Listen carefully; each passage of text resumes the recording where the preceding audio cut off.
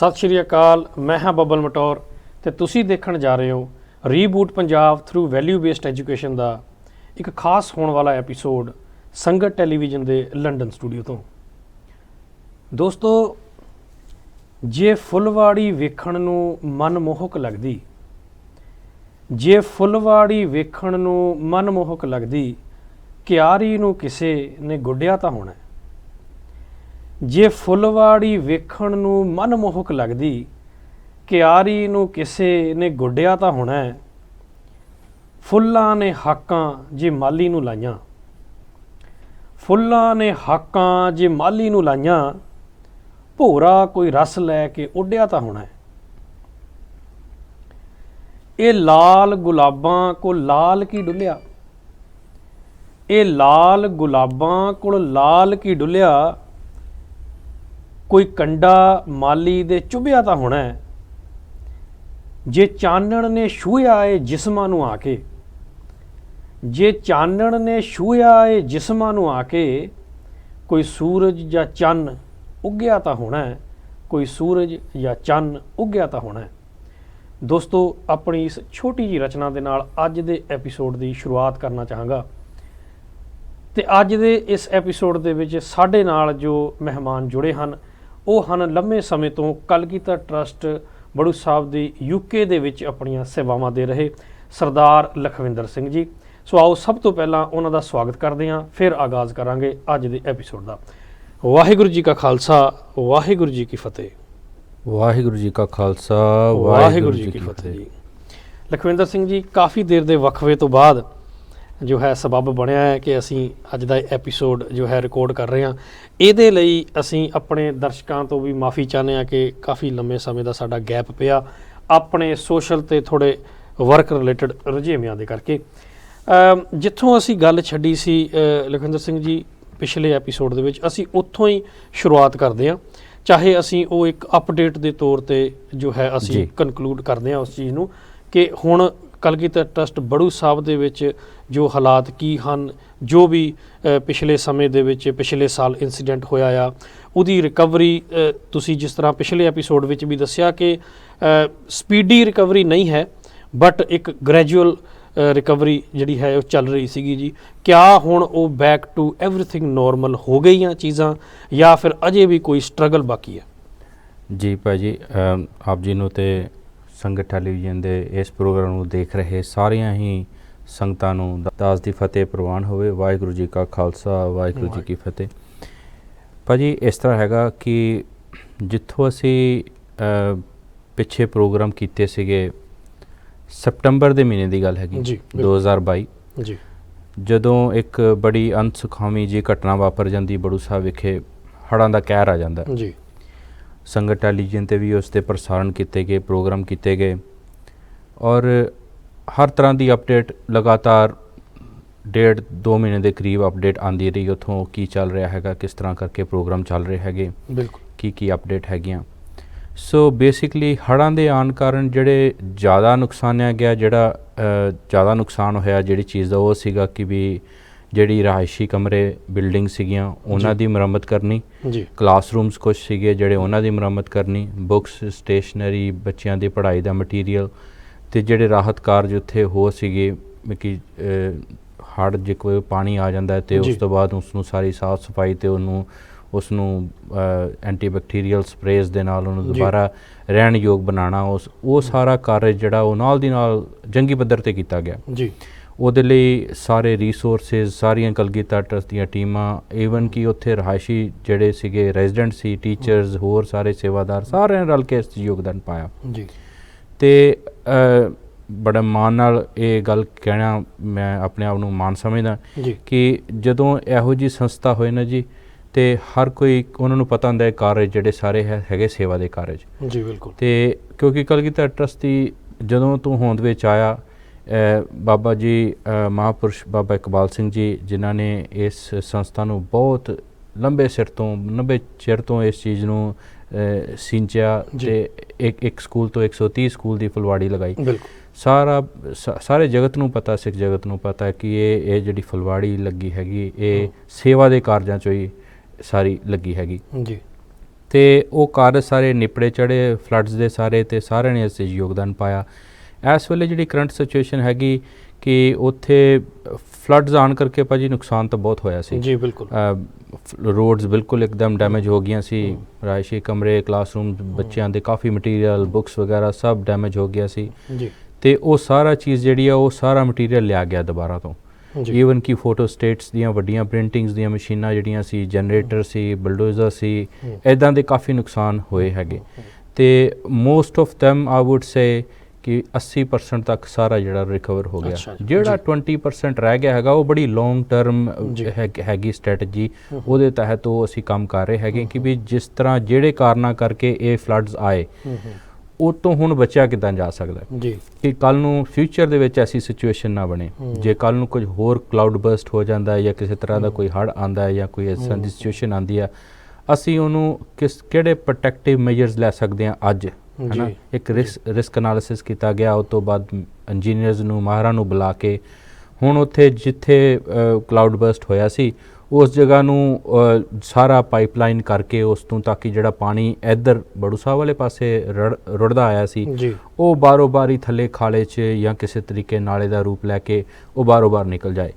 ਉਹ ਇੱਕ ਬਹੁਤ ਵੱਡਾ ਪ੍ਰੋਜੈਕਟ ਹੈਗਾ ਕਿਉਂਕਿ ਪਹਾੜਾਂ ਦੇ ਵਿੱਚ ਉਹ ਕਾਰਜ ਕਰਨੇ ਜੀ, ਬਿਲਕੁਲ। ਤੇ ਉੱਥੇ ਮਟੀਰੀਅਲ ਵਗੈਰਾ ਵੀ ਪਹੁੰਚਦਾ ਨਹੀਂ ਐਡੀ ਜਲਦੀ, ਸੋ ਸਾਰੀ ਮੈਨ ਪਾਵਰ ਲੱਗਦੀ ਹੈ ਜੀ।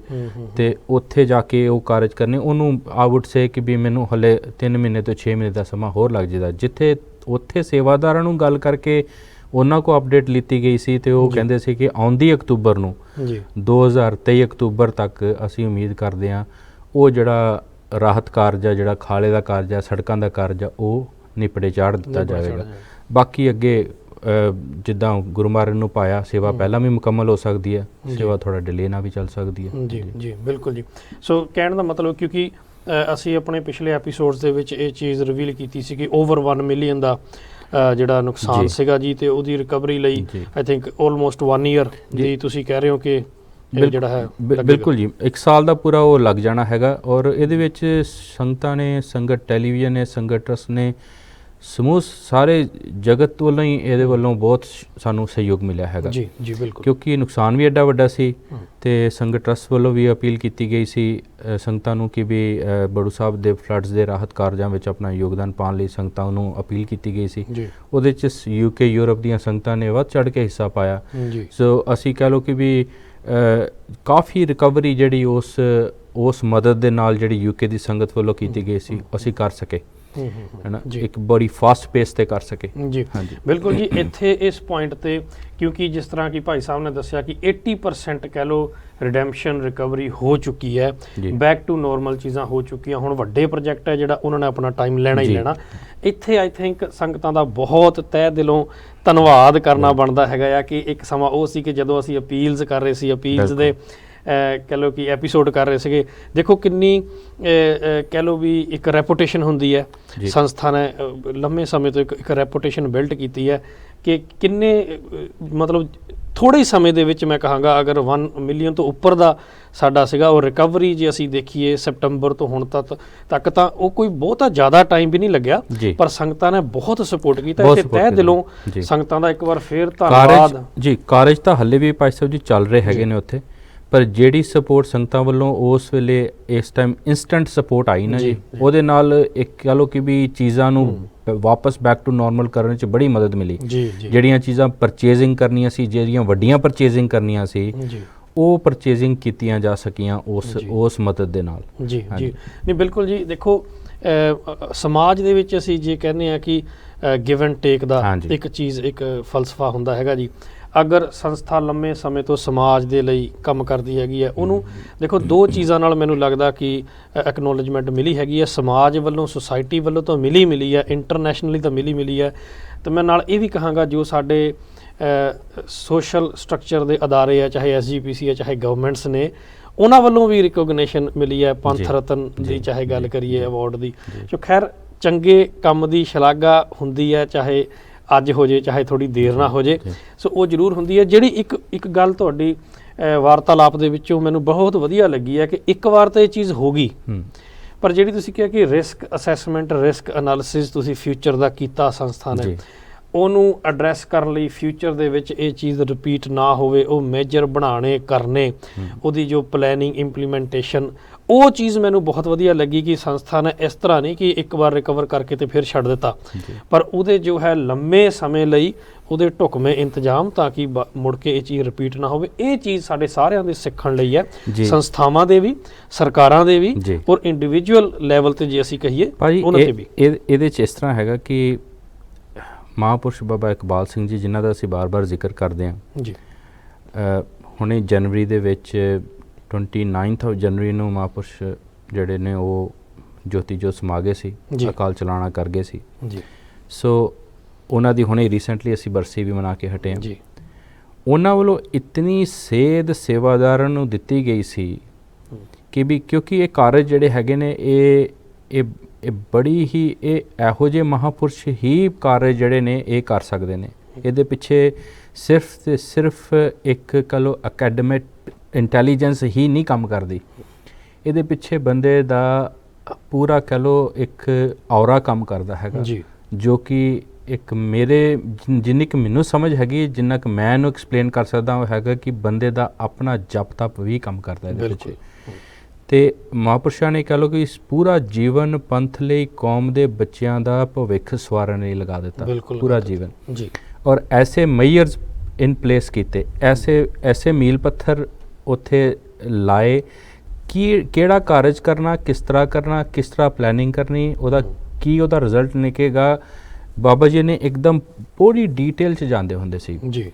ਇਹ ਯੂਨੀਵਰਸਿਟੀਆਂ ਦੇ ਕਾਰਜ ਹੋਏ, ਕਾਲਜਿਸ ਦਾ ਕਾਰਜ ਹੋਵੇ, ਉੱਥੇ ਹਸਪੀਟਲਸ ਦੇ ਕਾਰਜ ਹੋਣ, ਚਾਹੇ ਕੋਈ ਵੀ ਆਪਣਾ ਸਮਾਜਿਕ ਵੈਲਫੇਅਰ ਦਾ ਕੋਈ ਵੀ ਕਾਰਜ ਹੋਵੇ, ਇੱਕਦਮ ਡੀਟੇਲ 'ਚ ਉਹਨੂੰ ਪਲਾਨ ਕਰਕੇ ਪ੍ਰੋਸੈਸ ਕਰਨਾ। ਸੇਵਾਦਾਰਾਂ ਨੂੰ ਇੰਸਟਰਕਸ਼ਨਸ ਇੱਦਾਂ ਦੀਆਂ ਹੁੰਦੀਆਂ ਸੀ ਕਿ ਵੀ ਆਹ ਕਾਰਜ ਇਸ ਤਰ੍ਹਾਂ ਕਰਕੇ ਹੋਣਾ ਚਾਹੀਦਾ ਜੀ।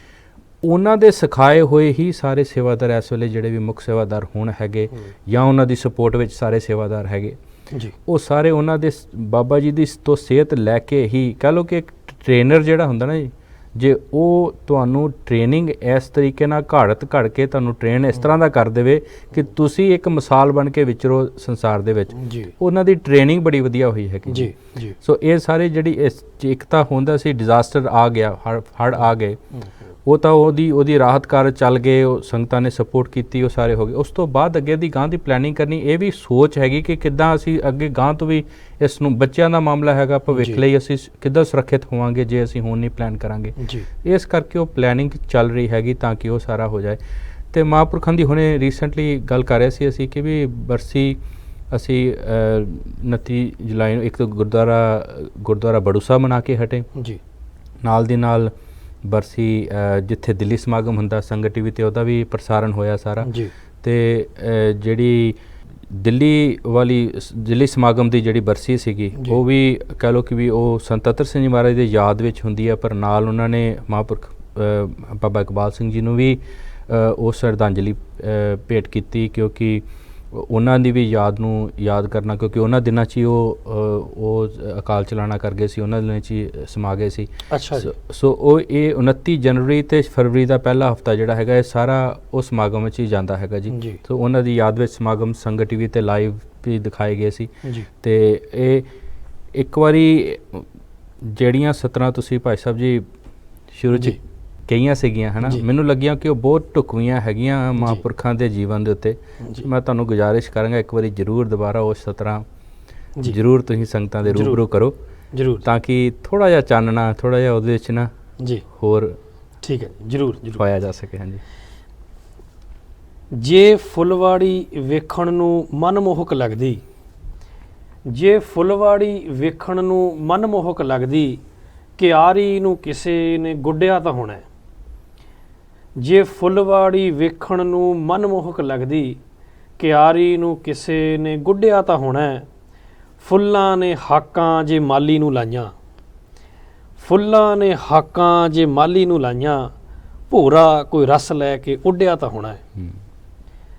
ਇਹ ਲਾਲ ਗੁਲਾਬਾਂ ਕੋਲ ਲਾਲ ਕੀ ਡੁੱਲਿਆ, ਇਹ ਲਾਲ ਗੁਲਾਬਾਂ ਕੋਲ ਲਾਲ ਕੀ ਡੁੱਲਿਆ, ਕੋਈ ਕੰਡਾ ਮਾਲੀ ਦੇ ਚੁਭਿਆ ਤਾਂ ਹੋਣਾ।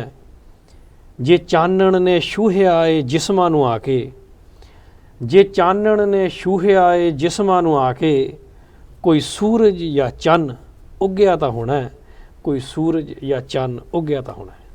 ਜੀ ਭਾਜੀ ਬਹੁਤ ਖੂਬ। ਇਹ ਜਿਹੜੀਆਂ ਸਤਰਾਂ ਹੈਗੀਆਂ ਨਾ, ਇਹ ਹੂ ਬਹੂ ਮੈਂ ਕਹਿੰਦਾ ਤੁਸੀਂ ਮਹਾਂਪੁਰਖ ਸੰਤ ਬਾਬਾ ਇਕਬਾਲ ਸਿੰਘ ਜੀ ਨੂੰ ਜਹਿਨ 'ਚ ਰੱਖ ਕੇ ਸ਼ਾਇਦ ਤੁਸੀਂ ਲਿਖੀਆਂ ਹੈਗੀਆਂ, ਔਰ ਬੜੀ ਬਾਕਮਾਲ ਹੈਗੀਆਂ, ਕਿਉਂਕਿ ਜਿੰਨਾ ਇਹ ਕੁਛ ਚੰਦ ਲਾਈਨਾਂ ਦੇ ਵਿੱਚ ਤੁਸੀਂ ਜੋ ਚੀਜ਼ ਬਿਆਨਣੀ ਚਾਹੀ ਨਾ, ਉਹ ਹੂ ਬਹੂ ਜਿੱਦਾਂ ਉਹਨਾਂ ਨੇ ਜੀਵਨ ਜੀਆ ਸੰਤ ਬਾਬਾ ਮਹਾਂਪੁਰਖ ਬਾਬਾ ਇਕਬਾਲ ਸਿੰਘ ਜੀ ਨੇ, ਉਹ ਇਹਨਾਂ ਸਤਰਾਂ ਦੇ ਆਲੇ ਦੁਆਲੇ ਹੀ ਘੁੰਮਦਾ ਜੀ।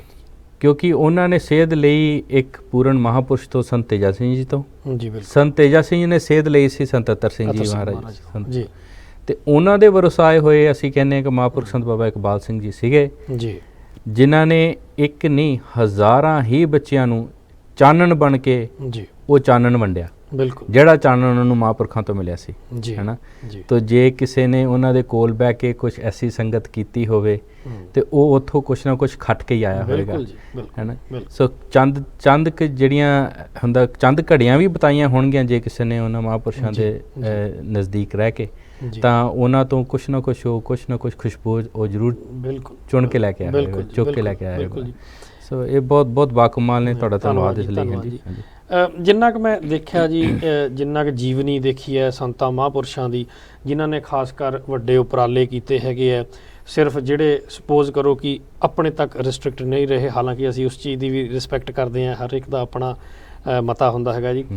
ਜਿਹੜੇ ਜਿਨ੍ਹਾਂ ਨੇ ਭਗਤੀ ਨੂੰ, ਜਿਹੜੇ ਤਪ ਨੂੰ ਆਪਣੇ ਤੱਕ ਨਹੀਂ ਰੱਖਿਆ, ਤੇ ਨਾਲ ਦੀ ਨਾਲ ਸਮਾਜ ਦੇ ਕਾਰਜਾਂ ਦੇ ਵਿੱਚ ਕਹਿ ਲਓ ਇੱਕ ਤਰ੍ਹਾਂ ਓਵਰਲੈਪ ਹੋ ਗਏ, ਸਮਾਜ ਸੁਧਾਰ ਦੇ ਕਾਰਜਾਂ ਦੇ ਵਿੱਚ ਜਿਹੜੇ ਕਹਿ ਲਓ ਵੀ ਲੱਗ ਗਏ, ਜਿਸ ਤਰ੍ਹਾਂ ਤੁਸੀਂ ਗੱਲ ਕੀਤੀ ਸੰਤ ਬਾਬਾ ਅਤਰ ਸਿੰਘ ਜੀ ਮਹਾਰਾਜ ਦੀ, ਸੰਤ ਬਾਬਾ ਤੇਜਾ ਸਿੰਘ ਜੀ ਮਹਾਰਾਜ ਦੀ, ਅੱਗੇ ਸੰਤ ਬਾਬਾ ਇਕਬਾਲ ਸਿੰਘ ਜੀ ਦੀ। ਸੋ ਇਹ ਕੋਈ ਸੌਖੇ ਮਿਸ਼ਨ ਨਹੀਂ ਹੁੰਦੇ। ਜੇ ਹੁਣ ਅਸੀਂ ਸੰਤ ਬਾਬਾ ਤੇਜਾ ਸਿੰਘ ਜੀ ਦਾ ਇੱਕ ਛੋਟਾ ਜਿਹਾ ਸੀ ਜੇ ਅਸੀਂ ਝਲਕ ਦੇਖੀਏ, ਤਾਂ ਬਾਹਰਲੀ ਧਰਤੀ 'ਤੇ ਇੱਥੇ ਆ ਕੇ ਜਿਸ ਤਰ੍ਹਾਂ ਉਹ ਸਿੱਖਾਂ ਦੇ ਐਂਬੈਸਡਰ ਬਣੇ, ਅਤੇ ਜਿਸ ਤਰ੍ਹਾਂ ਉਹਨਾਂ ਨੇ ਟਰਬਨ ਦੀ ਫਾਈਟ ਕੀਤੀ, ਜਿਸ ਤਰ੍ਹਾਂ ਹੋਰ ਵੱਡੇ ਮਸਲੇ ਕੈਨੇਡਾ ਦੇ ਵਿੱਚ ਅਤੇ ਹੋਰ ਜਗ੍ਹਾ ਜਾ ਕੇ ਸੁਲਝਾਏ, ਉਹ ਕੋਈ ਸੌਖਾ ਪੰਧ ਨਹੀਂ ਸੀ। ਇਸ ਤਰ੍ਹਾਂ ਹੀ ਸੰਤ ਬਾਬਾ ਜੀ ਇਕਬਾਲ ਸਿੰਘ ਜੀ ਦੀ ਗੱਲ ਕਰੀਏ ਤਾਂ ਇਹ ਉਹ ਫੁਲਵਾੜੀ ਹੈ ਵੀ ਜਿਸ ਤਰ੍ਹਾਂ ਜਦੋਂ ਤੁਸੀਂ ਇੱਕ ਮਾਲੀ ਹੁੰਦਾ ਨਾ, ਉਹ ਗੁਲਾਬਾਂ ਨੂੰ ਜਦੋਂ ਗੁਡਾਈ ਕਰਦਾ ਕਿਆਰੀ ਦੇ ਵਿੱਚ, ਗੁਲਾਬ ਲੱਗੇ ਹੋਏ ਸਾਫ਼ ਸੁਥਰੀ ਕਿਆਰੀ ਬਹੁਤ ਸੋਹਣੀ ਲੱਗਦੀ ਦੇਖਣ ਨੂੰ, ਪਰ ਜਦੋਂ ਕੰਮ ਕਰਦਾ, ਉਹਦੀਆਂ ਪੱਤੀਆਂ ਕੱਟਦਾ ਜਾਂ ਜਿਸ ਤਰ੍ਹਾਂ ਵੀ ਉਹਦੀ ਦੇਖ ਸੰਭਾਲ ਕਰਨੀ ਹੁੰਦੀ ਹੈਗੀ ਹੈ, ਤਾਂ ਉਹਨੂੰ ਕੰਡੇ ਵੀ ਲੱਗਦੇ ਹੈ, ਉਹਨੂੰ ਸੂਲਾਂ ਵੀ ਚੁੱਭਦੀਆਂ ਨੇ, ਉਹਦਾ ਉੱਥੇ ਸਿਰਫ ਖਾਦ ਨਹੀਂ ਪੈਂਦੀ, ਉਹਦਾ ਨਾਲ ਲਹੂ ਵੀ ਪੈ ਜਾਂਦਾ। ਸੋ ਉਹ ਚੀਜ਼ ਹੈ ਕਿ ਜਦੋਂ ਕੋਈ ਵੀ ਅਸੀਂ ਵੱਡਾ ਕਾਰਜ ਕਰਦੇ ਹਾਂ, ਚਾਹੇ ਅਸੀਂ ਕਹਿ ਲਈਏ ਕਿਸੇ ਨੇ ਕੋਈ ਵੱਡਾ ਬਿਜ਼ਨਸ ਹੀ ਸ਼ੁਰੂ ਕਰਨਾ ਹੋਵੇ, ਤਾਂ ਬੜਾ ਜ਼ੋਰ ਲੱਗਦਾ, ਬਹੁਤ ਐਫਰਟ ਲੱਗਦਾ, ਸਿਰਫ ਇੱਕ ਆਪਣੇ ਪਰਿਵਾਰ ਦਾ ਹੀ ਕਹਿ ਲਓ ਵੀ ਇਹਨੂੰ ਅੱਗੇ ਵਧਾਉਣ ਦੇ ਲਈ, ਹੈ ਨਾ। ਜਦੋਂ ਅਸੀਂ ਬਿਜ਼ਨਸ ਕਰ ਲਈਏ ਜਾਂ ਕੁਛ ਵੀ ਕਰ ਲਈਏ, ਬੰਦੇ ਨੂੰ ਪਤਾ ਹੁੰਦਾ ਕਿੰਨਾ ਐਫਰਟ ਲੱਗ ਗਿਆ, ਕਿੰਨਾ ਕੁਛ ਹੋ ਗਿਆ, ਹੈ ਨਾ, ਕਿੰਨੇ ਉਤਰਾਅ ਚੜ੍ਹਾਅ ਆ ਜਾਂਦੇ ਆ, ਕਿੰਨੀ ਵਾਰ ਬੰਦਾ ਉੱਪਰ ਤੇ ਥੱਲੇ ਹੋ ਜਾਂਦਾ।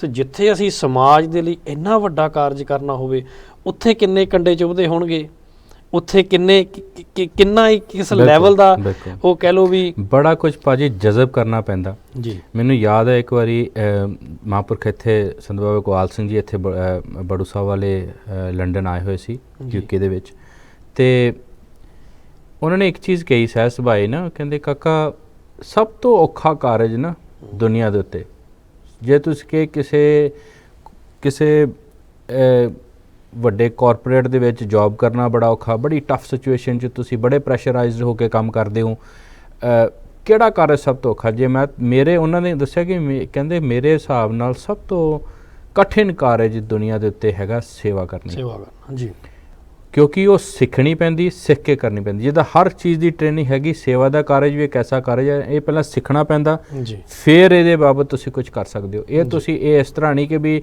ਹਰ ਕੰਮ ਹਰ ਕਿਸੇ ਨੂੰ ਸੇਵਾ ਦਾ ਰੂਪ ਦੇ ਕੇ ਹਰ ਕਿਸੇ ਕੋ ਕਰਾ ਲਓ, ਇੱਦਾਂ ਨਹੀਂ ਹੈ ਇਹ। ਕਿਉਂਕਿ ਇਹਦੇ ਵਿੱਚ ਇਹ ਹੈ ਕਿ ਵੀ ਜੇ ਕੋਈ ਬੰਦਾ ਇਸ ਭਲੇ ਦੇ ਕਾਰਜ ਨੂੰ ਚੱਲਦਾ ਨਾ, ਉਹਨੂੰ ਬੜਾ ਵਿਸ਼ਾਲ ਹਿਰਦਾ ਭਾਜੀ ਕਰਨਾ ਪੈਂਦਾ, ਕਿਉਂਕਿ ਉਹਦੇ ਵਿੱਚ ਬੜਾ ਕੁਝ ਸਮਾਣਾ ਹੁੰਦਾ। ਸੰਤ ਅਤਰ ਸਿੰਘ ਮਹਾਰਾਜ ਦਾ ਇੱਕ ਬਚਨ ਸੀਗਾ, ਕਹਿੰਦੇ ਬੋਲ ਕਬੋਲ ਸਹਾਰਨਾ ਤਪਾ ਸਿੰਧ ਤਪ ਹੈ। ਮਤਲਬ ਕਿ ਇਹ ਲੋਕਾਂ ਦਾ ਕਿਹਾ ਸੁਣਿਆ ਵੀ ਝੋਲੀ ਪਾਣਾ। ਜੀ ਬਿਲਕੁਲ। ਸੋ ਇਹ ਜਿਹੜੇ ਵੀ ਸੇਵਾ ਕਾਰਜ ਮਹਾਂਪੁਰਖਾਂ ਨੇ ਸਟਾਰਟ ਕੀਤੇ, ਬੜੂ ਸਾਹਿਬ ਕਲਗੀਧਰ ਟਰਸਟ ਦੇ ਥਰੂ, ਸਕੂਲਸ ਦਾ, ਯੂਨੀਵਰਸਿਟੀਜ਼ ਦਾ, ਆਪਣਾ ਹਸਪੀਟਲ ਦਾ ਜਾਂ ਹੋਰ ਸਮਾਜਿਕ ਕਈ ਕਾਰਜ ਜੀ ਸਾਰੇ ਸੰਗਤਾਂ ਦੇ ਸਹਿਯੋਗ ਨਾਲ ਚੱਲਦੇ ਆ। ਇਹੀ ਅੱਜ ਦਾ ਮੇਨ ਮਨੋਰਥ ਜਿਹੜਾ ਇਸ ਪ੍ਰੋਗਰਾਮ ਦਾ ਅਪੀਲ ਦਾ ਹੈਗਾ ਕਿ ਵੀ ਇਸ ਵੇਲੇ 129 ਸਕੂਲ ਪੰਜਾਬ ਦੀ ਧਰਤੀ ਤੇ ਪਿੰਡਾਂ ਵਿੱਚ ਚਲਾਏ ਜਾ ਰਹੇ ਨੇ, ਜਿਨ੍ਹਾਂ ਵਿੱਚ ਅਸੀਂ ਸੰਗਤ ਟੀਵੀ ਤੇ ਹੋਰ ਵੀ ਪ੍ਰੋਗਰਾਮ ਲੈ ਕੇ ਆਉਂਦੇ ਹਾਂ, ਜਿਹਨੂੰ ਐਜੂਕੇਟ ਟੂ ਸੇਵ ਬੱਚੇ ਪੜ੍ਹਾਓ ਪੰਜਾਬ ਬਚਾਓ ਵਾਲਾ ਪ੍ਰੋਗਰਾਮ ਹੈਗਾ, ਜਿਹਦੇ 'ਚ ਇਕੱਲੇ ਬੱਚੇ ਦੀ ਡਿਟੇਲ ਅਸੀਂ ਇੱਥੇ ਪ੍ਰੋਗਰਾਮ ਦੇ ਉੱਤੇ ਦੇ ਕੇ ਤੇ ਉਹ ਬੱਚਿਆਂ ਨੂੰ ਸੰਗਤ ਦੇ ਸਨਮੁਖ ਰੱਖ ਦਿੰਦੇ ਆ, ਤਾਂ ਕਿ ਉਹ ਸਪੋਰਟ ਜਿਹੜੀ ਸੰਗਤ ਦੀ ਉਹ ਲਿੱਤੀ ਜਾ ਸਕੇ, ਤਾਂ ਕਿ ਉਹ ਬੱਚੇ ਜਿਹੜੇ ਆ, ਕਿਉਂਕਿ ਕਲਗੀਧਰ ਟਰਸਟ ਜਿਹੜਾ ਹੈਗਾ ਇਹਨਾਂ ਦਾ ਅਕੀਦਾ ਇਹੀ ਕਿ ਐਜੂਕੇਸ਼ਨ ਦੇ ਖੇਤਰ ਵਿੱਚ ਇਹ ਐਕਸਲ ਕਰਦੇ ਨੇ ਇਸ ਵੇਲੇ। ਇਹਨਾਂ ਤੋਂ ਮੈਨੂੰ ਨਹੀਂ ਲੱਗਦਾ ਉੱਤੇ ਦੀ ਕੋਈ ਅਕਾਲ ਅਕੈਡਮੀਜ਼ ਤੋਂ ਉੱਤੇ ਦੀ ਕੋਈ ਐਸੀ ਸੰਸਥਾ ਹੈਗੀ ਜਿਹਨਾਂ ਇਤਨਾ ਬੜਾ ਨੈਟਵਰਕ ਹੋਵੇ ਪੰਜਾਬ ਦੇ ਵਿੱਚ 129 ਸਕੂਲ, ਉਹ ਵੀ ਪਿੰਡਾਂ ਦੇ ਵਿੱਚ ਜੀ, ਕਿਉਂਕਿ ਸਿਰਫ ਇੱਕ ਸਕੂਲ ਨੂੰ ਛੁੱਟ ਬਾਕੀ ਸਾਰੇ ਪਿੰਡ ਕਵਰ ਕੀਤੇ ਗਏ ਨੇ। ਹਾਲੇ 500 ਸਕੂਲ ਦਾ ਅਕੀਦਾ ਹੈਗਾ। ਇਸ ਵੇਲੇ ਨੀਅਰਲੀ 27,000 ਦੇ ਕਰੀਬ ਬੱਚਿਆਂ ਨੂੰ ਜਿਹੜੀ ਨਾ ਸਪੋਰਟ ਦਿੱਤੀ ਜਾ ਰਹੀ, ਜਿਹੜੇ ਉਹ ਬੱਚੇ ਨੇ ਕਿ ਜਿਹੜੇ ਸਪੋਰਟ ਜਿਹੜੇ ਆਪਣੀ ਫੀਸ ਨਹੀਂ ਪੇ ਕਰ ਸਕਦੇ, ਜਿਨ੍ਹਾਂ ਦੇ ਘਰਾਂ ਦੀ ਹਾਲਤ ਕੋਈ ਇੰਨੀ ਅੱਛੀ ਨਹੀਂ ਹੈਗੀ ਕਿ ਉਹ ਆਪਣੀ ਫੀਸ ਪੇ ਕਰ ਸਕਣ। ਸੋ ਉਹਨਾਂ ਨੂੰ ਸਪੋਰਟ ਇੱਕ ਕ੍ਰਾਈਟੇਰੀਆ ਬਣਾਇਆ ਗਿਆ ਐਜੂਕੇਟ ਟੂ ਸੇਵ ਪ੍ਰੋਗਰਾਮ ਦੇ ਥਰੂ ਕਰਕੇ ਉਹਨਾਂ ਨੂੰ ਫਿਰ ਅਸੀਂ ਇਹ ਜਿਹੜਾ ਉਹਨਾਂ ਨੂੰ ਸਪੋਰਟ ਕਲਗੀਧਰ ਟਰਸਟ ਵੱਲੋਂ ਸੰਗਤ ਦੀ ਮਦਦ ਦੇ ਨਾਲ ਉਹ ਦਿੰਦੇ ਹੈਗੇ ਆ ਤੇ ਉਹੀ ਪ੍ਰੋਫਾਈਲ ਜਿਹੜੇ ਬੱਚਿਆਂ ਦੇ ਅਸੀਂ ਏਅਰ ਕਰਦੇ ਆ, ਤਾਂ ਕਿ ਉਹ ਫਿਰ ਅੱਗੇ ਗਾਂ ਹੋਰ ਬੱਚੇ ਇਹੋ ਜਿਹੇ ਉਹ ਆਪਣੀ ਸੁਸਾਇਟੀ ਆਪਣੀ ਪਿੰਡਾਂ ਦੇ ਵਿੱਚੋਂ ਉੱਥੇ ਪੰਜਾਬ ਚੋਂ ਲਿੱਤੇ ਜਾ ਸਕਣ। ਇਹ ਇੱਕ ਐਸਾ ਕਾਰਜ ਹੈਗਾ, ਕਿਉਂਕਿ ਅਸੀਂ ਕਹਿੰਦੇ ਹਾਂ ਨਾ ਕਿ ਵੀ ਭਾਈ ਗੁਰਦਾਸ ਜੀ ਦਾ ਵਾਕ ਹੈਗਾ, ਜੈਸੇ 7 ਮੰਦਰ ਕੰਚਨ ਕੇ ਉਸਾਰਦੇ ਨੇ ਜੀ, ਕਿ ਵੀ ਤੁਸੀਂ ਇਸ ਤਰ੍ਹਾਂ ਦਾ ਇਹ ਕਾਰਜ ਹੈਗਾ ਵਿਦਿਆ ਦਾ ਕਿ ਵੀ ਸ਼ਬਦ ਦਾ ਗਿਆਨ, ਵਿਦਿਆ ਕਿਸੇ ਦੇ ਦਾਨ ਦੇ ਰੂਪ ਵਿੱਚ ਕਿਸੇ ਦੇ ਝੋਲੀ ਪਾ ਦੇਣੀ ਜੀ, ਇਸ ਤੋਂ ਵੱਡਾ ਮਹਾਦਾਨ ਹੋਰ ਕੋਈ ਨਹੀਂ ਹੁੰਦਾ ਜੀ। ਬਿਲਕੁਲ ਸਮਝਣ ਦੀ ਲੋੜ ਹੈ। ਇਸ ਛੋਟਾ ਜਿਹਾ ਨੁਕਤਾ ਹੀ ਹੈਗਾ ਬਿਲਕੁਲ ਕਿ ਵੀ ਅਸੀਂ ਉਹਨਾਂ ਨੂੰ ਹੱਥੀ ਸਕਿਲਫੁਲ ਬਣਾਉਂਦੇ ਆ ਬੱਚਿਆਂ ਨੂੰ, ਹੈ ਨਾ, ਕਿ ਜੇ ਤੁਸੀਂ ਕਿਸੇ ਨੂੰ ਦੇਈ ਜਾਓਗੇ, ਇੱਕ ਵਾਰੀ ਤੁਸੀਂ ਪ੍ਰਸ਼ਾਦਾ ਪਾਣੀ ਦਾ ਇੰਤਜ਼ਾਮ ਕਰ ਦਿੱਤਾ ਜੀ, ਉਹ ਫਿਰ ਦੁਬਾਰਾ ਮੁੜ ਕੇ ਆਏਗਾ ਤੁਹਾਡੇ ਵੱਲ ਨੂੰ ਮੂੰਹ ਕਰਕੇ ਕਿ ਵੀ ਉਹਦਾ ਅਗਲੇ ਡੰਗ ਦਾ ਵੀ ਮੇਰਾ ਇੰਤਜ਼ਾਮ ਕਰੋ। ਪਰ ਜੇ ਤੁਸੀਂ ਉਹਦੇ ਹੱਥ 'ਚ ਗੁਣ ਦੇ ਦਿੱਤਾ, ਕੋਈ ਸਕਿੱਲ ਦੇ ਦਿੱਤਾ, ਐਜੂਕੇਟ ਕਰਤਾ ਉਹਨੂੰ, ਉਸ ਬੱਚੇ ਨੂੰ, ਤਾਂ ਕੱਲ ਨੂੰ ਉਹ ਤੁਹਾਡੇ ਹੱਥਾਂ ਨਾਲ ਨਹੀਂ ਦੇਖੇਗਾ, ਉਹ ਆਪਣੇ ਮਸ਼ੱਕਤ ਕਰਕੇ ਆਪਣੇ ਰਾਹ ਲੱਭ ਲੇਗਾ ਆਪਣੀ ਗਰੀਬ ਪਰਿਵਾਰ ਨੂੰ ਤੇ ਆਪ ਨੂੰ ਗਰੀਬੀ ਚੋਂ ਕੱਢਣ ਲਈ। ਬਿਲਕੁਲ। ਸੋ ਇਹ ਐਸ ਅਕੀਦੇ ਦੇ ਨਾਲ, ਐਸ ਸੋਚ ਦੇ ਨਾਲ ਬੱਚਿਆਂ ਨੂੰ ਐਜੂਕੇਸ਼ਨ ਦਿੱਤੀ ਜਾਂਦੀ ਆ ਕਿ ਤਾਂ ਕਿ ਜਿਹੜੇ ਭਵਿੱਖ 'ਚ ਉਹ ਆਪਣਾ ਆਪ ਤਾਂ ਸਵਾਰਨ, ਨਾਲ ਉਹ ਸੁਸਾਇਟੀ ਦਾ ਵੀ ਸਵਾਰਨ। ਆਪ ਤਾਂ ਜਦੋਂ ਉਹਨੂੰ ਇਹ ਜਾਣ 'ਚ ਹੋਏਗਾ ਕਿ ਵੀ ਮੈਂ ਇੱਕ ਐਸੇ ਘਰ 'ਚੋਂ ਆਇਆ ਹੈਗਾ ਜਿੱਥੇ ਬੜੀ ਮੁਸ਼ਕਲ ਨਾਲ, ਤੰਗੀ ਨਾਲ ਅਸੀਂ ਲੰਘਦੇ ਸੀ, ਤਾਂ ਉਹਦੇ ਦਿਮਾਗ 'ਚ ਉਹ ਚੀਜ਼ ਹਮੇਸ਼ਾ ਘਰ ਕਰੇਗੀ ਕਿ ਆਪਣੇ ਵਰਗਾ ਹੋਰ ਇੱਕ ਬੱਚਾ ਜਿਹੜਾ ਉਹ ਸਪੋਰਟ ਕਰੇਗਾ। ਇਹੀ ਇੱਕ ਤਰੀਕਾ ਲੱਭਿਆ ਗਿਆ ਮਹਾਂਪੁਰਸ਼ ਬਾਬਾ ਇਕਬਾਲ ਸਿੰਘ ਜੀ ਵੱਲੋਂ ਕਿ ਵੀ ਇਹੀ ਇੱਕ ਤਰੀਕਾ ਹੈਗਾ ਪਰ ਪੰਜਾਬ ਦੇ ਉਹਨਾਂ ਪਿਛੜੇ ਇਲਾਕਿਆਂ ਨੂੰ, ਪਿੰਡਾਂ ਦੇ ਇਲਾਕਿਆਂ ਨੂੰ, ਉਹਨਾਂ ਪਰਿਵਾਰਾਂ ਨੂੰ ਗਰੀਬੀ 'ਚੋਂ ਕੱਢਣ ਲਈ, ਅਨਪੜ੍ਹਤਾ 'ਚੋਂ ਕੱਢਣ ਲਈ, ਤਾਂ ਕਿ ਉਹਨਾਂ ਦਾ ਅੱਗਾ ਪਿੱਛਾ ਸਵਾਰਿਆ ਜਾ ਸਕੇ। ਬਿਲਕੁਲ ਜੀ। ਲਖਵਿੰਦਰ ਸਿੰਘ ਜੀ, ਮੈਂ ਤੁਹਾਡੇ ਨਾਲ ਬਿਲਕੁਲ ਐਗਰੀ ਕਰਦਾ ਇਸ ਚੀਜ਼ 'ਤੇ, ਕਿਉਂਕਿ ਜਦੋਂ ਅਸੀਂ ਕਿਸੇ ਨੂੰ ਐਜੂਕੇਸ਼ਨ ਦੇ ਦਿੰਦੇ ਹਾਂ, ਉਹ ਇੱਕ ਐਸੀ ਚੀਜ਼ ਹੈ ਕਿ ਉਹ ਲਾਈਫ ਟਾਈਮ ਤੁਸੀਂ ਇੱਕ ਤਾਂ ਇਨਵੈਸਟਮੈਂਟ ਕਰਤੀ, ਲਾਈਫ ਟਾਈਮ ਲਈ ਬੰਦੇ ਨੂੰ ਇੰਪਾਵਰ ਕਰ ਦਿੱਤਾ। ਕਿਸੇ ਨੂੰ ਅੱਜ ਦੀ ਡੇਟ 'ਚ 1 ਮਿਲੀਅਨ ਦੇ ਦਿਓ, 500,000 ਦੇ ਦਿਓ, 1 ਲੱਖ ਦੇ ਦਿਓ, ਉਹ ਜਾ ਸਕਦਾ, ਉਹ ਪਤਾ ਨਹੀਂ ਕਿੱਥੇ ਜਾ ਸਕਦਾ। ਮੈਂ ਇਸ ਤਰ੍ਹਾਂ ਦੇ ਵੀ ਰਿਐਲਿਟੀ ਸ਼ੋਅ ਵੀ ਮੈਂ ਦੇਖ ਰਿਹਾ ਸੀਗਾ ਜਿੱਥੇ ਲੋਕਾਂ ਨੇ ਕਰੋੜਾਂ ਰੁਪਏ ਜਿੱਤੇ ਹੈ, ਅੱਜ ਉਹ 5-7 ਸਾਲਾਂ ਬਾਅਦ ਫਿਰ ਉੱਥੇ ਹੀ ਹੈ ਜਿੱਥੇ ਉਹ 5-7 ਕਰੋੜ ਜਿੱਤਣ ਤੋਂ ਪਹਿਲਾਂ ਸੀ। ਐਬਸੋਲੂਟਲੀ। ਮਾਇਆ ਹੱਥ ਦੀ ਮਹਿਲ ਹੈ ਭਾਜੀ, ਉਹ ਆਣੀ ਹੈ ਤੇ ਜਾਣੀ ਹੈ, ਉਹ ਜਾਣੀ ਹੈ। ਸੋ ਕੁਝ ਵੀ ਹੋ ਸਕਦਾ। ਜਿਹੜਾ ਦੁਨਿਆਵੀ ਰਿਸੋਰਸਿਸ ਹੈ ਉਹਦਾ ਪਤਾ ਨਹੀਂ ਲੱਗਦਾ ਕਦੋਂ ਐਂਡ ਹੋ ਜਾਂਦੇ, ਕਈ ਵਾਰ ਕਿੰਨੇ ਹੀ ਹੋ ਜਾਂਦੇ, ਕਈ ਵਾਰ ਫਿਰ ਉਹ ਕਿੰਨੇ ਹੀ ਸੰਕੋਚੇ ਜਾਂਦੇ ਆ, ਕਿਹਾ ਨਹੀਂ ਜਾ ਸਕਦਾ। ਪਰ ਐਜੂਕੇਸ਼ਨ ਜਿਹੜੀ ਹੈਗੀ ਆ ਉਹ ਇਸ ਤਰ੍ਹਾਂ ਦੀ ਚੀਜ਼ ਹੈ, ਕਿਸੇ ਦੇ ਝੋਲੀ ਤੁਸੀਂ ਪਾ ਦਿੱਤੀ ਹੈ ਤਾਂ ਉਹ ਐਸੀ ਚੀਜ਼ ਹੈ ਕਿ ਉਹ ਮਲਟੀਪਲਾਈ ਵੀ ਹੁੰਦੀ ਹੈ ਅੱਗੇ। ਜੇ ਬੰਦਾ ਚਾਹੇ ਤਾਂ ਉਹਨੂੰ ਜਿੰਨੀ ਮਰਜ਼ੀ ਵਾਰ ਉਹਨੂੰ ਮਲਟੀਪਲਾਈ ਕਰਦੇ, 1000 ਨਾਲ ਮਲਟੀਪਲਾਈ ਕਰਦੇ, ਚਾਹੇ 5 ਨਾਲ ਮਲਟੀਪਲਾਈ ਕਰਦੇ, ਉਹ ਉਹਦੇ ਤੇ ਹੈ, ਉਹ ਕਦੇ ਘਟਣੀ ਨਹੀਂ। ਸਾਰੀ ਜ਼ਿੰਦਗੀ ਲਈ ਤੁਹਾਡੇ ਕੋਲ ਹੈ, ਕੋਈ ਖੋ ਨਹੀਂ ਸਕਦਾ, ਹੈ ਨਾ ਜੀ। ਸਮਾਜ ਦੇ ਵਿੱਚ ਵਿਚਰਨ ਦਾ ਤੁਹਾਡੇ ਕੋਲ ਇੱਕ ਟੂਲ ਆ ਗਿਆ, ਲਾਈਫ ਟਾਈਮ ਇਨਟੈਂਜੀਬਲ ਇੱਕ ਟੂਲ ਆ ਗਿਆ। ਸੋ ਜਿਹੜੀ ਮਹਾਂਪੁਰਸ਼ਾਂ ਦੀ ਦ੍ਰਿਸ਼ਟੀ ਹੁੰਦੀ ਹੈ, ਸੋਚ ਹੁੰਦੀ ਹੈ, ਬਹੁਤ ਲੰਬੀ ਹੁੰਦੀ ਹੈ। ਉਹਨਾਂ ਨੂੰ ਇਹ ਹੁੰਦਾ ਕਿ ਬੰਦੇ ਨੂੰ ਕੋਈ ਐਸੀ ਚੀਜ਼ ਦਈਏ ਕਿ ਕਮ ਸੇ ਕਮ ਸਭ ਤੋਂ ਪਹਿਲਾਂ ਤਾਂ ਇਹਦੀ ਪੂਰੀ ਜ਼ਿੰਦਗੀ ਕੰਮ ਆਵੇ। ਬਿਲਕੁਲ। ਫਿਰ ਅੱਗੇ ਅਗਰ ਉਹਨਾਂ ਮਹਾਂਪੁਰਸ਼ਾਂ ਤੋਂ ਸੇਧ ਲੈ ਕੇ ਜਾਂ ਗੁਰੂ ਗ੍ਰੰਥ ਸਾਹਿਬ ਮਹਾਰਾਜ ਤੋਂ ਸੇਧ ਲੈ ਕੇ ਉਹਨੇ ਸਿੱਖ ਲਿਆ ਵੀ ਨਹੀਂ ਅੱਗੇ ਵੰਡਣੀ ਚਾਹੀਦੀ ਹੈ, ਤਾਂ ਉਹਨੇ ਉਹਨਾਂ ਦੀਆਂ ਪੂਰੀ ਲਾਈਫ ਟਾਈਮ ਜ਼ਿੰਦਗੀ ਲਈ ਉਹਨਾਂ ਨੂੰ ਕੁਝ ਦੇ ਦੇਣਾ। ਸੋ ਇਹ ਬਹੁਤ ਵੱਡੀ ਚੀਜ਼ ਹੈਗੀ ਹੈ ਜਿਹੜੀ ਤੁਸੀਂ ਕਹਿ ਰਹੇ ਹੋ ਕਿ ਐਜੂਕੇਸ਼ਨ ਕਿਉਂ ਚੁਣਿਆ, ਔਰ 100 ਤਰ੍ਹਾਂ ਦੀਆਂ ਇਸ਼ੂਜ਼ ਦੇ ਬਿਮਾਰੀਆਂ ਦਾ ਇੱਕ ਦਵਾਈ ਹੈਗੀ ਹੈ। ਇਹ ਭਾਜੀ ਸੋਸਾਇਟੀ ਦੇ ਵਿੱਚ ਜਿੱਦਾਂ ਹੁਣ ਐਜੂਕੇਸ਼ਨ ਇੱਕ ਜ਼ਰੀਆ ਸੀ ਕਿ ਉੱਥੇ ਪਹੁੰਚਿਆ ਜਾਏ ਜਿੱਥੇ ਅਨਪੜ੍ਹਤਾ ਹੈਗੀ ਜੀ। ਪੰਜਾਬ ਦੇ ਪਿੰਡਾਂ ਦੇ ਵਿੱਚ ਪਸਾਰਾ ਕੀਤਾ ਗਿਆ, ਅਕਾਲ ਅਕੈਡਮੀਆਂ ਦੇ ਰੂਪ ਵਿੱਚ ਉੱਥੇ ਸਕੂਲ ਖੋਲ੍ਹੇ ਗਏ।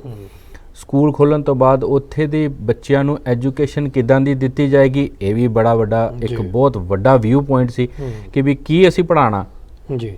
ਸਕੂਲ ਖੋਲ੍ਹ ਲੈਣੇ, ਸਰਕਾਰੀ ਸਕੂਲ ਬਹੁਤ, ਹਲੇ ਸਰਕਾਰ ਕੋਲੋਂ ਕਿੰਨੇ ਸਕੂਲ ਨੇ, ਪਰ ਸਰਕਾਰ ਕਿੱਦਾਂ ਦੀ ਐਜੂਕੇਸ਼ਨ ਦੇ ਰਹੀ ਹੈ ਇਹ ਵੀ ਮੈਟਰ ਬਹੁਤ ਕਰਦਾ ਜੀ। ਬਿਲਕੁਲ। ਹੁਣ 130 ਸਕੂਲ ਅਕਾਲ ਅਕੈਡਮੀਜ਼ ਦੇ ਰੂਪ ਵਿੱਚ ਕਲਗੀਧਰ ਟਰਸਟ ਚਲਾ ਰਿਹਾ ਹੈ ਜੀ।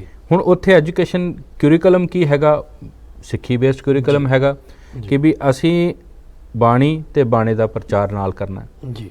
ਉਹ ਕਿਸ ਰੂਪ ਚ ਕਰਨਾ ਹੈ ਕਿ ਵੀ ਸਵੇਰੇ ਬੱਚੇ ਆਣਗੇ, ਪਹਿਲਾਂ 5 ਬਾਣੀਆਂ ਦਾ ਨਿਤਨੇਮ ਕਰਨਗੇ ਜੀ। ਨਿਤਨੇਮ ਕਰਨ ਤੋਂ ਬਾਅਦ ਆਪਦੀ ਕਲਾਸ ਚ ਜਾ ਕੇ ਫਿਰ ਆਪਣੀ ਸੰਸਾਰੀ ਪੜ੍ਹਾਈ ਸ਼ੁਰੂ ਕਰਨਗੇ, ਆਪਣੀ ਜਿਹੜੀ ਐਜੂਕੇਸ਼ਨ ਆ ਉਹਦਾ ਉਦੋਂ ਕਿਊਰੀਕੁਲਮ ਜਿਹੜਾ ਉਹ ਕੰਪਲੀਟ ਕਰਨਗੇ।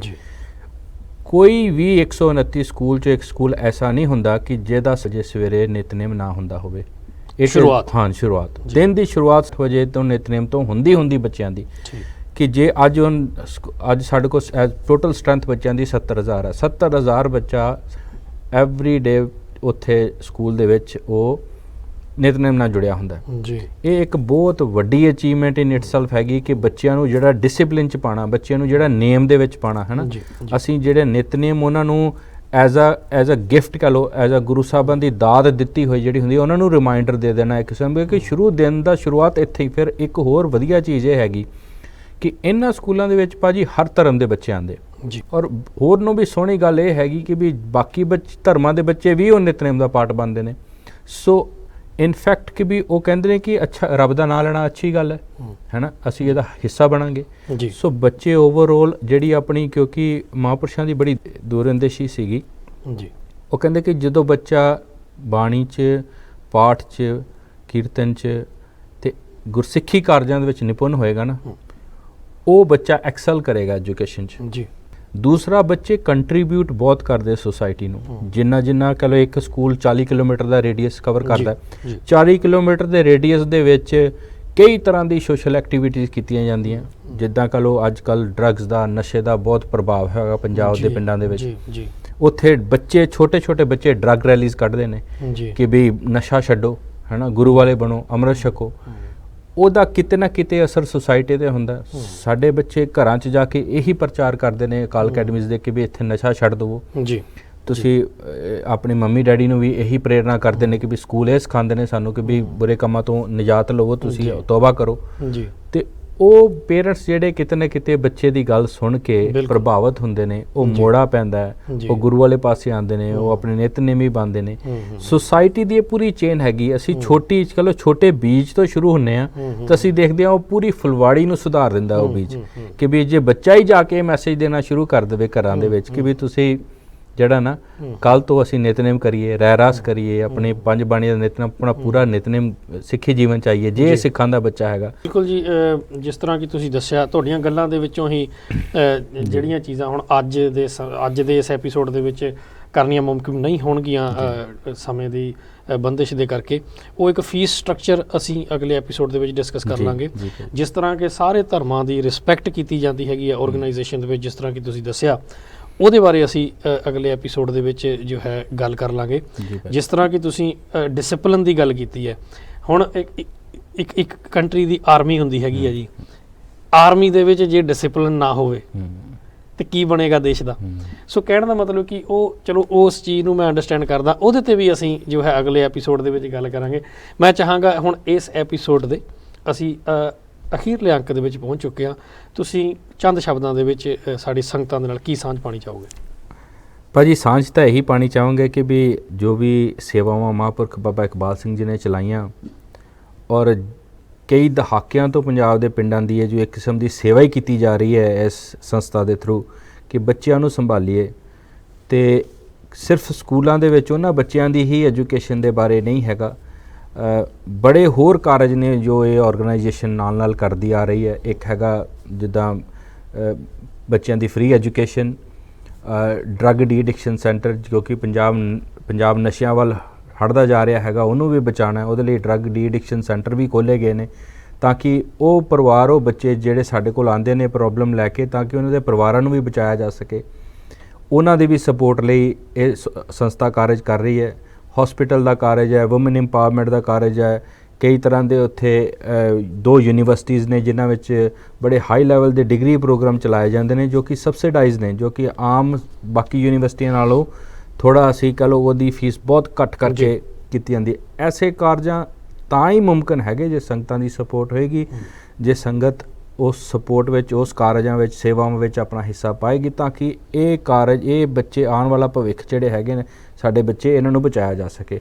ਇਹੀ ਪੁਰਜੋਰ ਅਪੀਲ ਕਰਦਾ ਜੀ ਮੈਂ ਆਪ ਜੀ ਦੇ ਇਸ ਪ੍ਰੋਗਰਾਮ ਦੇ ਤਹਿਤ, ਤੇ ਬਹੁਤ ਬਹੁਤ ਧੰਨਵਾਦ ਕਰਦਾ ਆਪ ਜੀ ਦਾ। ਜੀ ਬਹੁਤ ਬਹੁਤ ਧੰਨਵਾਦ ਜੀ ਲਖਵਿੰਦਰ ਸਿੰਘ ਜੀ। ਤੇ ਸੰਗਤਾਂ ਦੇ ਚਰਨਾਂ ਦੇ ਵਿੱਚ ਸਭ ਤੋਂ ਪਹਿਲਾਂ ਤਾਂ ਅਸੀਂ ਆਪਣਾ ਧੰਨਵਾਦ ਪੇਸ਼ ਕਰਨਾ ਚਾਹਾਂਗੇ ਕਿ ਤੁਸੀਂ ਬਹੁਤ ਸਪੋਰਟ ਕੀਤੀ ਹੈ ਜੀ। ਸੰਸਥਾ ਤੋਂ ਲੰਮੇ ਸਮੇਂ ਤੋਂ ਤੁਸੀਂ ਸਪੋਰਟ ਕਰਦੇ ਆ ਰਹੇ ਹੋ। ਜੋ ਪਿਛਲੇ ਸਾਲ ਵੀ ਇਨਸੀਡੈਂਟ ਹੋਇਆ ਉਹਦੇ ਵਿੱਚ ਵੀ ਤੁਸੀਂ ਵੱਧ ਚੜ੍ਹ ਕੇ ਹਿੱਸਾ ਪਾਇਆ, ਤੇ ਉਹਦੇ ਲਈ ਜੋ ਜਿੰਨੀ ਵੀ ਅਸੀਂ ਧੰਨਵਾਦ ਰੂਪ ਦੇ ਵਿੱਚ ਅਸੀਂ ਜੋ ਹੈ ਚਰਨ ਪਰਸ ਸਕੀਏ ਸੰਗਤਾਂ ਦੇ, ਉਨੇ ਥੋੜ੍ਹੇ ਹੋਣਗੇ। ਸੋ ਜਿਸ ਤਰ੍ਹਾਂ ਕਿ ਲਖਵਿੰਦਰ ਸਿੰਘ ਜੀ ਨੇ ਕਿਹਾ ਕਿ ਇਹ ਵੱਡੇ ਕਾਰਜ ਹੁੰਦੇ ਆ, ਵੱਡੇ ਕਾਰਜ ਸੰਗਤਾਂ ਦੀ ਸਪੋਰਟ ਤੋਂ ਬਿਨਾਂ ਪੋਸੀਬਲ ਨਹੀਂ ਹੁੰਦੇ ਹੈਗੇ ਆ। ਹਾਲਾਂਕਿ ਆਲਰੇਡੀ ਤੁਸੀਂ ਸਪੋਰਟ ਕਰਦੇ ਆ ਰਹੇ ਹੋ। ਉਮੀਦ ਹੈ ਕਿ ਤੁਸੀਂ ਜੋ ਹੈ ਕਲਗੀਧਰ ਟਰੱਸਟ ਜਾਂ ਐਜੂਕੇਟ ਟੂ ਸੇਵ ਵੈਬਸਾਈਟ 'ਤੇ ਜਾ ਕੇ ਬੱਚਿਆਂ ਨੂੰ ਵੱਧ ਚੜ੍ਹ ਕੇ ਸਪੋਂਸਰ ਕਰੋਗੇ। ਉੱਥੇ ਤੁਹਾਡੀ ਬਿਲਕੁਲ ਟਰਾਂਸਪੇਰੈਂਸੀ ਦਿੱਤੀ ਜਾਂਦੀ ਹੈਗੀ ਹੈ, ਜਿਸ ਤਰ੍ਹਾਂ ਕਿ ਪਿਛਲੇ ਐਪੀਸੋਡਸ ਦੇ ਵਿੱਚ ਅਸੀਂ ਇੱਥੇ ਕਾਫੀ ਗੱਲਬਾਤ ਕਰ ਚੁੱਕੇ ਹਾਂ। ਤੁਹਾਨੂੰ ਡਿਟੇਲ ਮਿਲ ਜਾਂਦੀ ਹੈਗੀ ਹੈ। ਏਰੀਆ ਵਾਈਜ਼ ਤੁਸੀਂ ਚੂਜ਼ ਕਰ ਸਕਦੇ ਹੈਗੇ ਹੋ ਕਿ ਜਿਸ ਏਰੀਆ ਨੂੰ ਤੁਸੀਂ ਪਿੱਛੋਂ ਪੰਜਾਬ ਨੂੰ ਜਾਂ ਜਿੱਥੇ ਜਿੱਥੇ ਵੀ ਅਕੈਡਮੀਜ਼ ਹੈਗੀਆਂ ਨੇ ਬਿਲੋਂਗ ਕਰਦੇ ਹੈਗੇ ਹੋ, ਤੁਹਾਡੇ ਲਈ ਈਜ਼ੀ ਹੋ ਜਾਂਦਾ ਹੈਗਾ ਕਿ ਤੁਸੀਂ ਆਪਣੀ ਹੋਲੀਡੇ 'ਤੇ ਜਾਓ ਅਤੇ ਫੈਮਿਲੀ ਅਤੇ ਪਰਿਵਾਰ ਨੂੰ ਮਿਲ ਕੇ ਆ ਜਾਓ। ਸੋ ਉਮੀਦ ਹੈ ਜੀ ਤੁਸੀਂ ਆਪਣੀ ਸਪੋਰਟ ਕਲਗੀਧਰ ਟਰੱਸਟ ਲਈ ਜਾਰੀ ਰੱਖੋਗੇ ਅਤੇ ਨਵੇਂ ਡੋਨਰ ਵੀ ਸਾਡੇ ਨਾਲ ਜੋ ਹੈ ਆਉਣ ਵਾਲੇ ਸਮੇਂ ਦੇ ਵਿੱਚ ਜੁੜਨ ਜੀ। ਇਹੀ ਸਾਡੀ ਉਮੀਦ ਹੈਗੀ ਹੈ ਅਤੇ ਅਪੀਲ ਹੈਗੀ ਹੈ ਜੀ। ਸੋ ਅੱਜ ਦੇ ਐਪੀਸੋਡ ਦੇ ਵਿੱਚ ਬਸ ਇੰਨਾ ਹੀ। ਅਗਲੀ ਵਾਰ ਫਿਰ ਤੋਂ ਮੁਲਾਕਾਤ ਹੋਏਗੀ ਜੀ ਅਗਲੇ ਹਫ਼ਤੇ। ਉਦੋਂ ਤੱਕ ਸਾਨੂੰ ਦਿਓ ਇਜਾਜ਼ਤ। ਵਾਹਿਗੁਰੂ ਜੀ ਕਾ ਖਾਲਸਾ, ਸ਼੍ਰੀ ਵਾਹਿਗੁਰੂ ਜੀ ਕੀ ਫਤਿਹ।